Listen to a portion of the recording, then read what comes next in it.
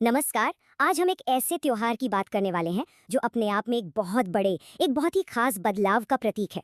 हाँ, ये वो समय है जब कड़कड़ाती ठंड की विदाई होने लगती है और प्रकृति जैसे एक नई करवट ले रही होती है। लेकिन बात सिर्फ मौसम की नहीं है। ये त्योहार सीखने, कला और ज्ञान की एक गहरी दुनिया से भी हमें जोड़ता है।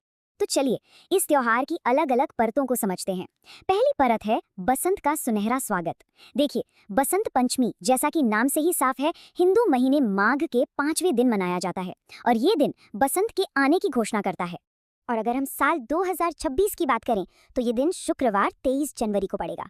तो इस दिन होता क्या क्या है? सबसे पहले तो इसे सभी ऋतुओं का राजा यानी बसंत का स्वागत माना जाता है। ये नए जीवन, एक नई शुरुआत का उत्सव है। इसमें पीले रंग का एक खास महत्व है। और एक और बहुत दिलचस्प बात है, इसे अबुझ मुहूर्त भी कहते हैं। मतलब ये कि ये दिन अपने आप में ही इतना शुभ है कि कोई भी नया काम शुरू करने के लिए कोई खास मुहूर्त या समय देखने की जरूरत ही नहीं। और हाँ, इसी दिन से होली की 40 दिन की उल्टी गिनती भी तो शुरू हो जाती है।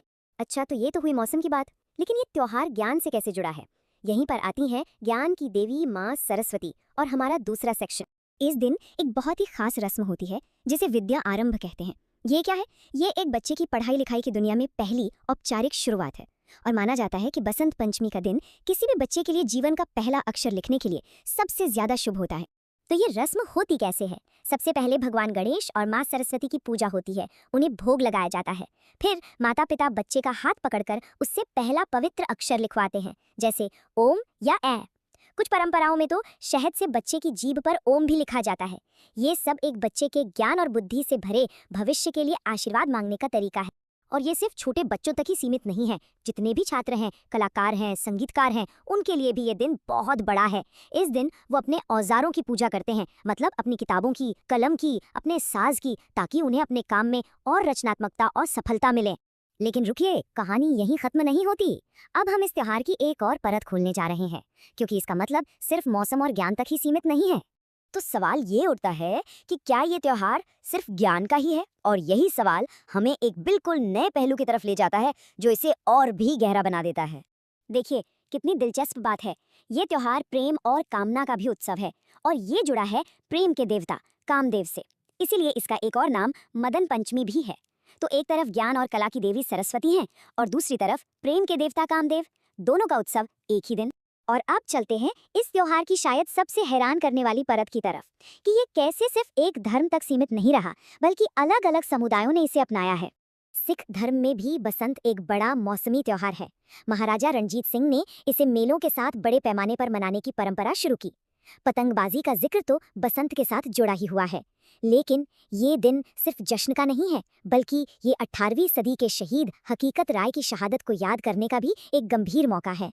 अब एक और कहानी सुनते हैं, 13वीं सदी की दिल्ली की। यहाँ निजामुद्दीन औलिया की दरगाह पर संत अपने प्यारे भांजे की मौत के बाद बहुत गहरे गम में डूबे हुए थे। उनके एक शिष्य थे, महान सूफी कवि अमीर खुसरो।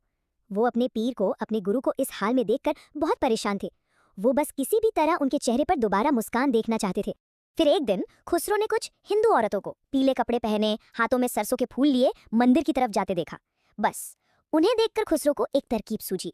उन्होंने खुद भी पीले कपड़े पहने और अपने गुरु के सामने जाकर बसंत का एक गीत गाना शुरू कर दिया। गीत के बोल थे, फूल रही सरसों सकल बन। और कहते हैं कि इस गीत ने अपना काम कर दिया। वो एक छोटा सा लम्हा जो एक दूसरी संस्कृति से प्रेरित था, दरगाह पर सूफी बसंत की 700 साल पुरानी परंपरा की शुरुआत बन गया। और ये परंपरा आज तक जिंदा है। तो चलिए, इतिहास और अध्यात्म की इन गहराइयों से निकलकर अब बात करते हैं उन नज़ारों, आवाज़ों और स्वादों की जो आज इस त्योहार की पहचान है। पंजाब जैसे इलाकों में तो इस दिन आसमान रंगों से भर जाता है। ये जो बसंत पतंग महोत्सव है ना, ये सिर्फ एक परंपरा नहीं, बल्कि एक तरह का सामुदायिक खेल है। इसमें हर धर्म के लोग पूरे जोश के साथ हिस्सा लेते हैं, पतंगे उड़ाते हैं और पेंच लड़ाते हैं। और भाई, त्योहार हो और खाने की बात ना हो, ऐसा कैसे हो सकता है? बसंत का पीला रंग यहाँ खाने की मेज पर भी दिखाई देता है। केसरिया मीठे चावल बनते हैं जो माँ सरस्वती को भोग लगाए जाते हैं। तो कहीं हल्दी वाली नमकीन खिचड़ी बनती है, साथ में मालपुए और बेसन का हलवा जैसे मीठे पकवान। हर चीज में त्योहार का रंग और स्वाद घुला होता है। तो ये सब जानने के बाद आखिर में एक सवाल मन में आता है, क्या हो अगर किसी त्योहार की असली ताकत हमें जोड़ने में हो, प्रकृति से जोड़ने में, ज्ञान से जोड़ने में, और सबसे बढ़कर एक दूसरे से जोड़ने में, हमारे विश्वास और धर्म की दीवारों से परे।